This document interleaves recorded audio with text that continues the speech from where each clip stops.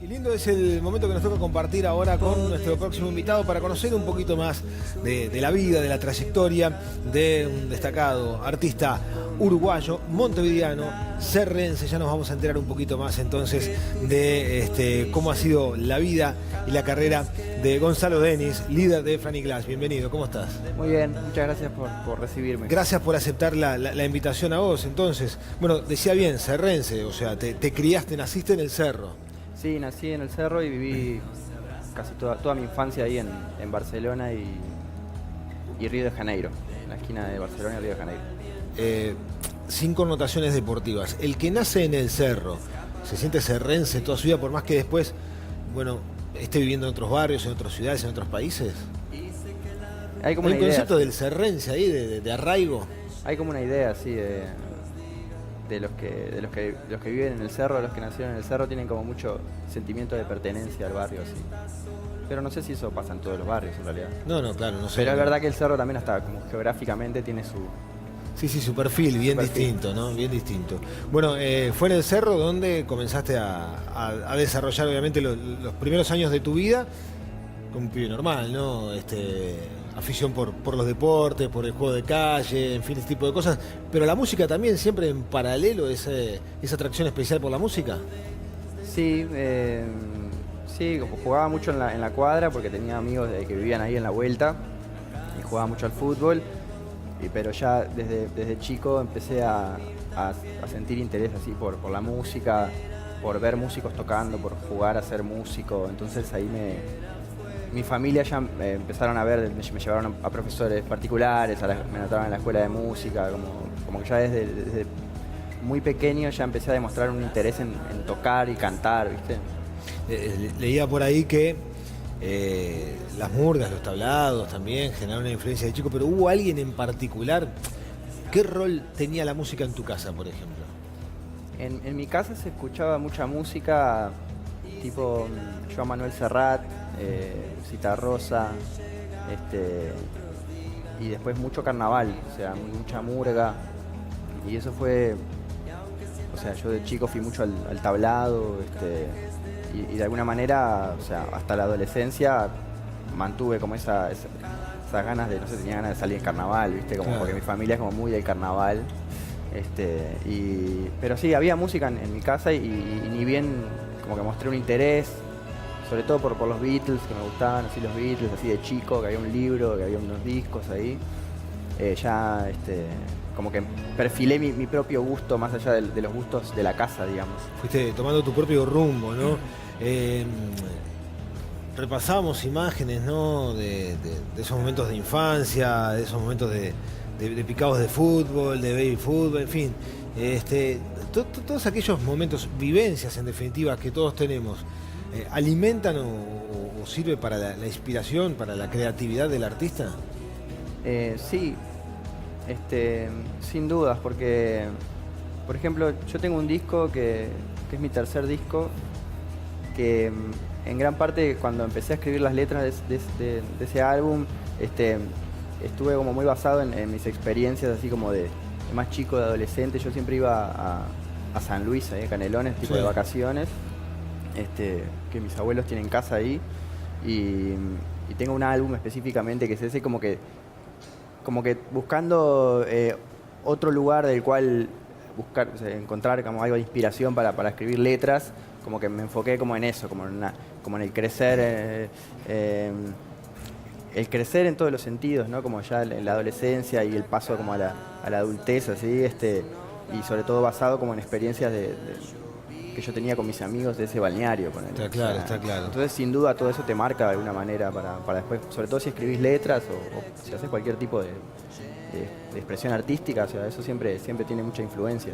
Queda en nuestra memoria, en nuestros afectos. Te estoy haciendo la nota como destacado artista, como músico. ¿Bien te la pudo haber hecho como destacado jugador de fútbol? ¿O qué? ¿Probaste suerte? ¿Tentaste ahí? Sí. ¿Jugaste en Cerro? Sí, bueno, eso. Yo hasta los 15 años como que me debatía si ser jugador de fútbol o músico profesional. Y jugué en Cerro y en la séptima, en la sexta, Y después dejé porque o sea, me tiró más para el lado de la música y también porque no me ponían de titular, ¿no? ¿Ah, sí? ¿Alguna frustración ahí? ¿De qué jugabas? De media punta, así como de enlace. Bien. Era medio menudo de cuerpo, entonces como que mis compañeros eran bastante más grandes, entonces como que estaban esperando ahí que pegara el estirón. Hay referencias en el fútbol mundial en donde la talla a veces no importa para destacarse, ¿no? Ahí está. Pero bueno, ¿fue una decisión personal o lo hablaste en tu casa? En definitiva, porque también está aquello de, bueno, pero ser músico, está bravo ser músico, vivir de la música en Uruguay. Claro. Sí, en ese sentido siempre como que ese tipo de inquietudes o de decisiones como que fueron siempre como apoyadas así en mi casa.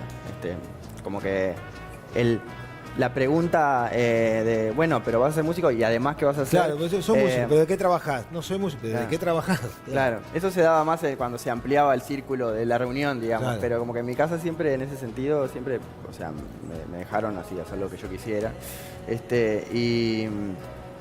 Y como así, en un momento como que dije, no quiero jugar más al fútbol. Tenía un amigo que era músico, que vivía a 3 cuadras y que estaba tipo todo el día en la casa tocando la guitarra, haciendo canciones, y yo estaba ahí haciendo la pretemporada y como que envidiaba un poco la vida de él y bueno, y ahí lo dejé el fútbol. ¿Hiciste escuela de cine también?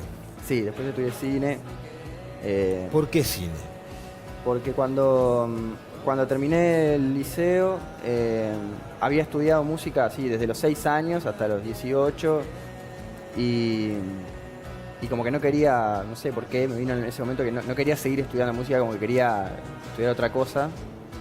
Y bueno, y como me gustaba el cine y me interesaba escribir y eso, o sea, como que me anoté en la escuela de cine un poco como por probar algo diferente a la música que esté dentro de lo artístico, digamos, y por otro lado porque me parecía que podía conocer gente interesante en un ámbito así, o sea, gente con gustos que podía compartir o gente con la cual armar proyectos. No, y además también un rubro en donde las dos actividades pueden combinar perfectamente bien, o sea, sí, aportarle, como lo hiciste, la banda sonora a una película, pero a su vez también, o sea, tener todo ese conocimiento que ofrece la escuela de cine, de haberte enriquecido también para eso. Sí, sin dudas, sobre todo eso, cuando tuve la oportunidad de hacer la banda sonora de una película, yo creo que todo eso que yo ya tenía, ese conocimiento del otro lado del cine, digamos, como que me ayudó mucho. Y además de que yo he hecho algunos videoclips, los he hecho yo mismo. Algunos videoclips de Franny Glass los he hecho yo mismo. Ahora, dentro de poco, vamos a estrenar uno que estuvimos filmando la semana pasada. Y como que en ese sentido puedo controlar un poco más de qué manera se expone el proyecto frente al resto de la gente. O sea, como puedo manejar yo eso, digamos. Bueno, y tu carrera musical, a grandes rasgos se puede dividir en un grupo y el proyecto solista, ¿no?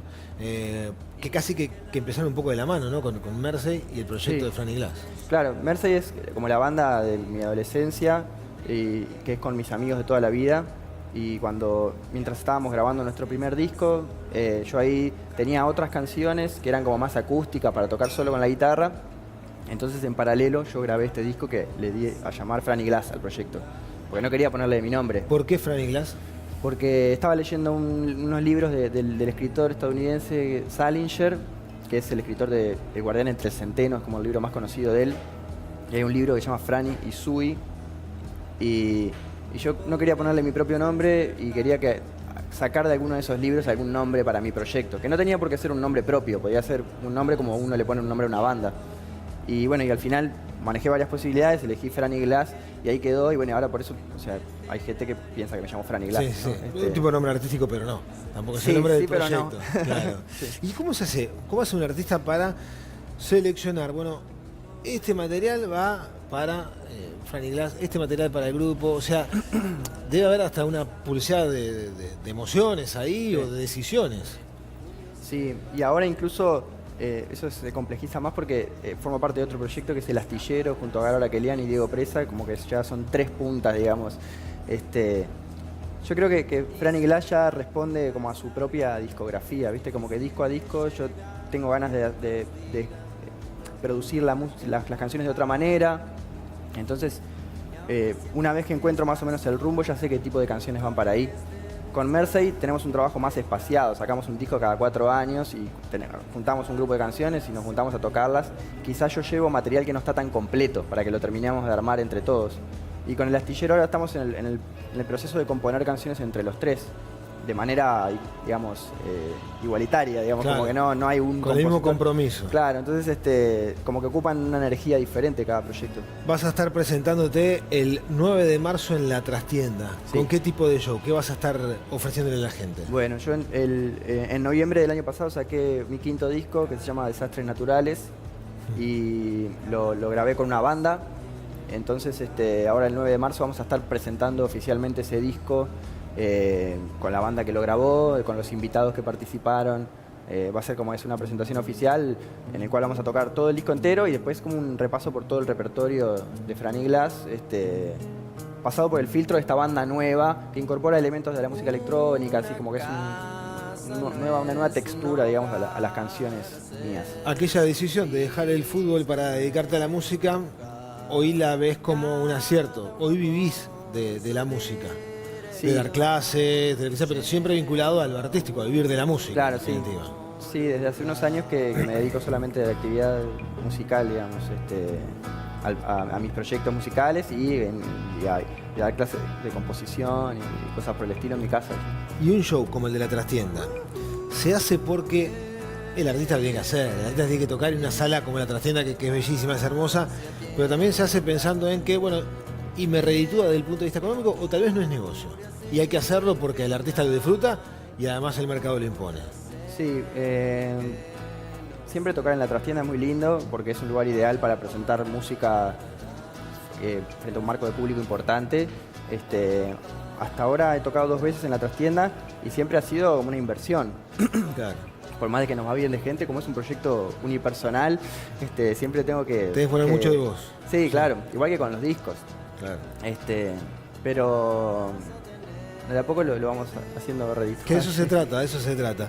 Bueno, éxitos, ¿no? Felicitaciones por la carrera, por el último trabajo, Desastres Naturales y por lo que se viene el 9 de marzo allí en La Trastienda, donde obviamente están todos invitados. Gonzalo, muchísimas gracias por tu visita. Muchas gracias a vos. Un gran gusto tenerte aquí en Buen Uruguay. Gonzalo Denis ha estado aquí entonces en este hábil declarante.